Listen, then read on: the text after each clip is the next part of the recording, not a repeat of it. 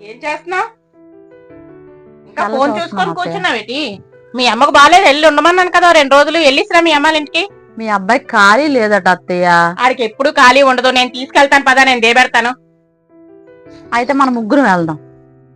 మీ అమ్మ దగ్గర 2 రోజులు నువ్వు సాయానికి ఉండమంటే బాగాలేదని మన ముగ్గురు వీళ్ళు అన్నిటికీ తోకలాగా ఎంటేసుకెళ్తానంటే వేటి?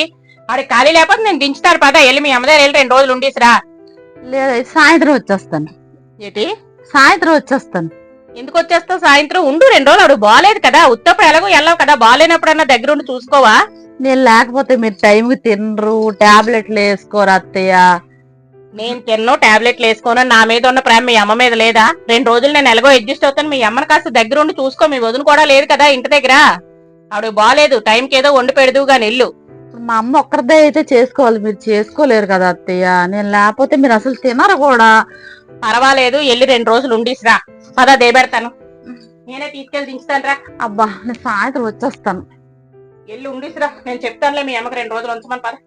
అబ్బా, ఏంటి అత్తయ్య, నేను మిమ్మల్ని వదిలి వెళ్ళను కదా. పర్వాలేదు పద. లేదు పద.